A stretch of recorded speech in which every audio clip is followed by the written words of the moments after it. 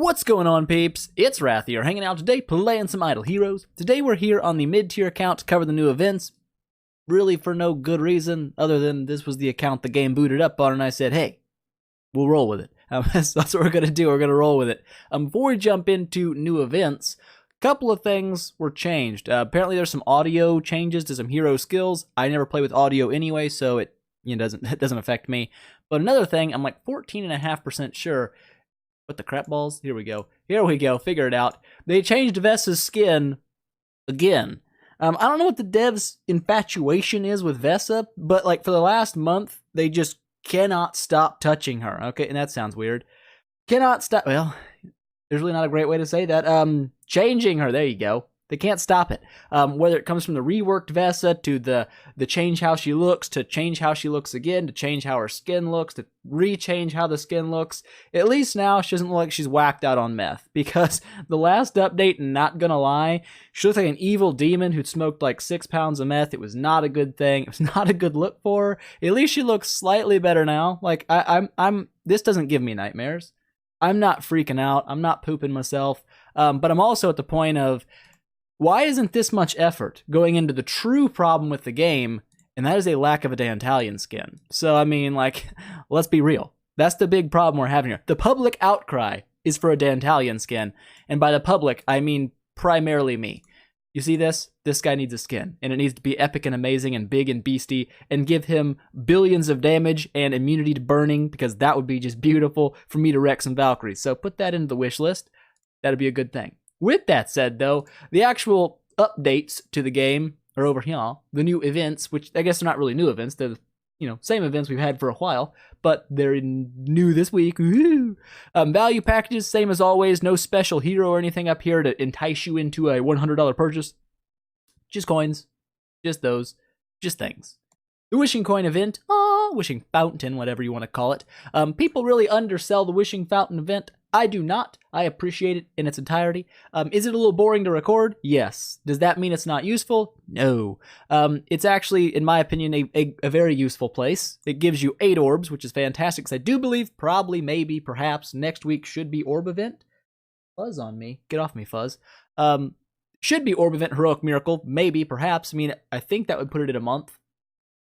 I don't know, could be wrong. It should be, okay? That would be ideal. If it's not and it's an item exchange week, I'm gonna be pretty bored. So, but anyways, out of the way, the big reward today is Berea, actually this week. And this account here is actually in a position to go for a double completion. I'm about 33 of these little suckers off. Not a problem. I can definitely make that up. As soon as the Aspen Dungeon, that's not the Aspen Dungeon, reopens, I'll get some offers there, snag them suckers out every day. I can always snag these suckers out.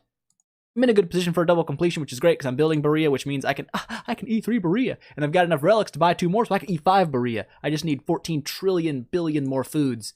So that's nice. I'm actually pretty excited about this Wishing Fountain event, more so than usual. If you guys don't understand why I think Wishing Fountain event is good, there's a couple of reasons. Primarily, this right here. Depending on your level in the game, this will be a different level of artifact. I don't remember what it is early game. I don't know if it's like promotion stones or something go here or something. I can't remember. But artifacts are great, especially the good ones. The problem with having a bunch of good artifacts is it's hard to get artifact food. This is the only place in the game, the only place where you can actually farm artifacts. I can't really farm them, I guess. You just get a bulk amount of them in one go.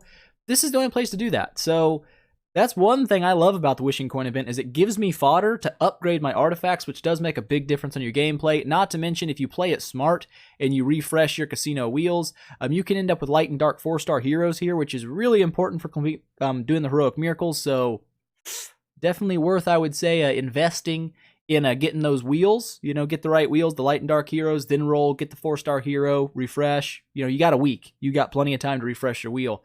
So people undersell it. It's definitely got its good things, but probably the most important thing of all is you can buy an Edga from the shop with your coins. So that's the most important thing that ever could be a thing. So don't undersell the Wishing Coin event, peeps. It has value. Mucho value. With that said, though, boop, Berea, moving down here to the shelter mission of place, we've got some heroes. We've got Sigmund, who I love Sigmund. I'm a big fan of Sigmund. He's got cool armor, cool looking dude, works well against bosses, which is my favorite part of the game. It's like the only actual area of the game where gameplay, like, even though it is repetitive, at least it's engaging. You know what I'm saying? Like, at least it's engaging to do boss fights.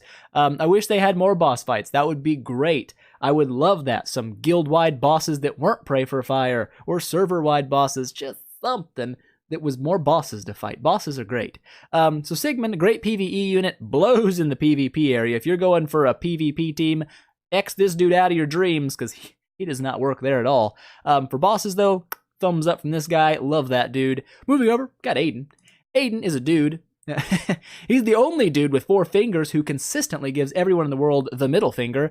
In this area place, you might see. It's his favorite thing to do. He just flips everybody off, angry at the whole world, and he also commits suicide when he dies and blows everybody up. So, obviously, a very angry man. Is he useful? Yes and no. If you dedicate to a cheese-based team, in, like running destroyers and Mims and an Aiden, you can get a pretty nasty Ruin team up with an E3 Aiden that is really annoying to fight and beat. But overall, by himself, Aiden's not that great of a hero. He doesn't do well on his own. He's got to have a supporting team to make him mildly viable. So not really a super worthwhile build. Mainly build for food, unless you're going for the cheese team, in which case he can work. Moving over, boop, boop. Vesa, the hero that the devs just can't stop messing with all the time. Everything's about Vesa. New skins, new appearances, new appearances, change to other appearances and skin changes. Apparently the devs' favorite unit right here.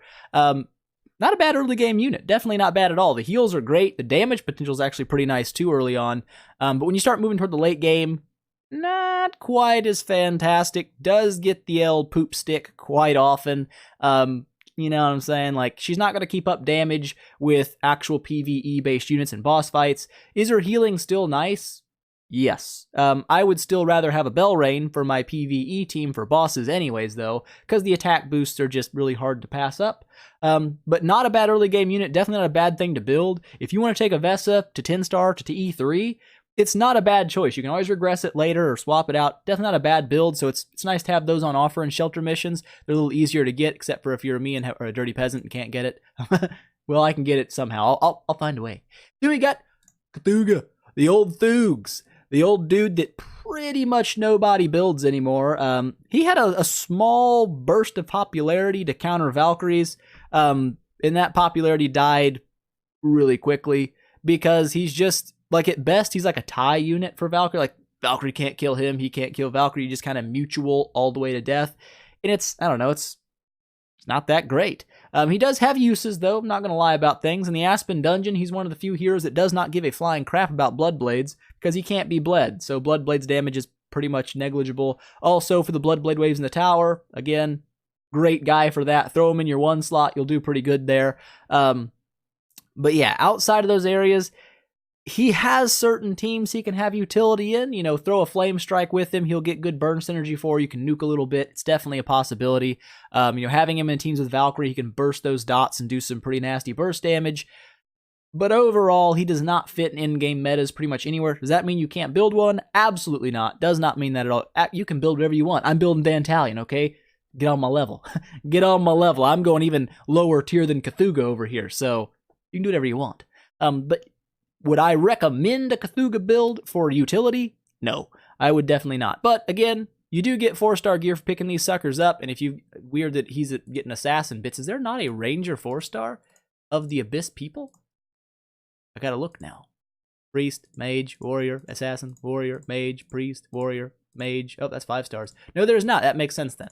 Usually, what it is, it's respective of the hero's class itself. So for Aiden, mages, because Aiden is a mage. For this dude, warriors, because Sigmund is a warrior. For this lady, priest, because she's a priest. You get the idea. Apparently, Cthulhu is one of those odd ducks who's like, there is none of me. Well, whatever. That brings us to the last 2 heroes here, the Daddy Moog and the Gherkinator. The 2 heroes, I would say, are probably in the biggest need of a rework in the Light and Dark factions, respectively. Das Moog, while he is actually viable in PvE, does do pretty decent boss damage.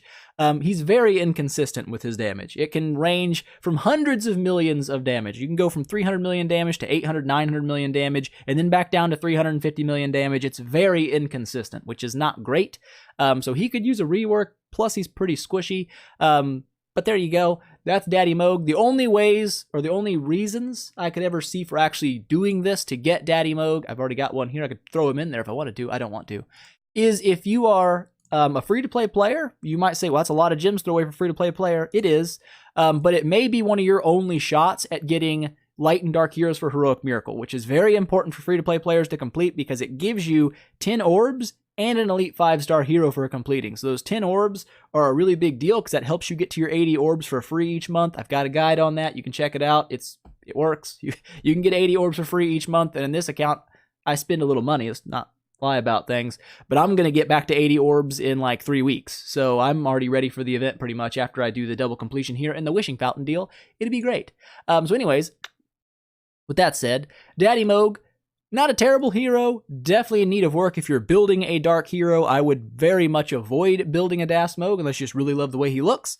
Mim is better, Aspen is better, even from what I hear, Dark Arthidal is better, which she's so ugly, I don't think it matters. I don't care if she's dropping 12 billions of damage everywhere. I is not building one of them dudes. Lady dudes, she's not very attractive. She's not my jam. And that brings us over to the Gherkinator. Now, the Gherkinator, in my opinion, is one of the coolest looking heroes in the game. He's up there with Sigmund, with Aspen. I love big armored units. I love angel-based units. For some reason, it's always been one of my jams. I like it. The Diablo style, angel people, love it. One of my favorite things. So Gherky is one of the cooler looking heroes in the game to me. It's a great thing. However, he blows one. He blows a big one. He's probably one of the worst priests in the game right now, which is sad to say because he's also one of the hardest to build, right next to Belrain, who is arguably one of the best priests in the game. But if you look at like this, if there's like a table laid out, which I'm sure the devs have like a spreadsheet of heroes that are built, heroes that aren't built, and they know that kind of data. If they don't, they should, because that's kind of important to, tweaking your game. But anyways, if you had like a spreadsheet of all the priests that got built, I would say Gherky is probably the least built priest in the game, like right next to things like Glenn, who's like a 5-star that can't even make it to 10-star. But like if you look at Cruz, a lot of people build Cruz. He's very good in a lot of situations. You've got a lot of people build Vesa, a lot of people build Ormus, tons of people build Belrain. She's a very good unit. But Gherky is probably one of the least built heroes. There's probably less E3 Gherkys in the game than almost any other hero next to like Sleepless. Just not many people build him. He looks cool. He's just not super functional. He definitely needs a rework, I would say, for sure. Here's my ideology on Light and Dark heroes. Because they're so difficult to build, they should always be right at the tippy-top tier for their class. So a light-based priest should be the tippy-top echelon of priest builds, because they should be the best. It makes sense. People say, oh, well, that would break the balance of the game. Really? What balance? What balance of the game is there? We got Adas, we've got Valkyries. There is no balance. Balance is dead. Balance is a thing of the past. Get off the balance argument. It's not a real deal. But to be honest, if you want to balance the difficulty to build to value of the unit, things like Sleepless and Gherky should be reworked. Sleepless is next to useless. Compared to things like Dantalion, he probably doesn't even do very well, which is sad. So, do they need a rework? Yes. Would I build either of these units?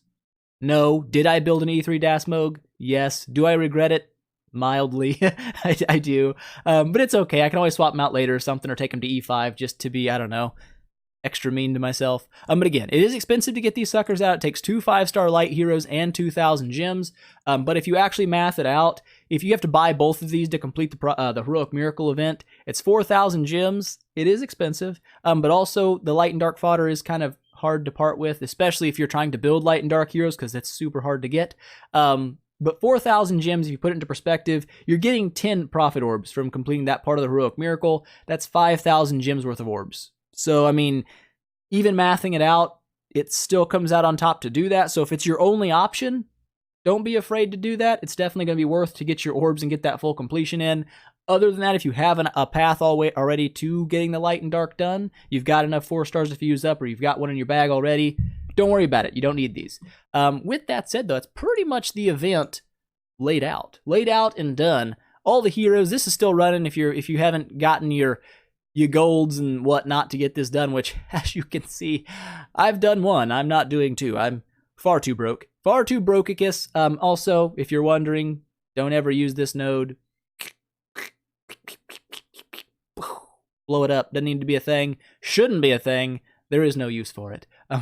because you can just fuse these up in your blacksmith and save yourself a lot of gems and a lot of gold. Might as well do it, especially like I said with shelter missions. It gives you 2 full sets of 4-star gear to complete it, and it's one of those events that really isn't that hard to complete for almost anybody. If you're stashing up 4-star shards like you should be from your event raids and stuff, that's not the event raid, this is the event raid over here in this area. Boom.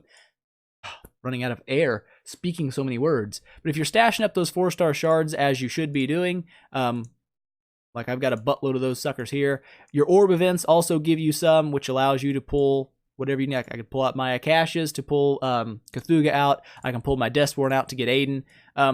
Your bag will probably not look like mine as a free-to-play player. If it does, boy, you are a hoarder and a half, and I am proud of you.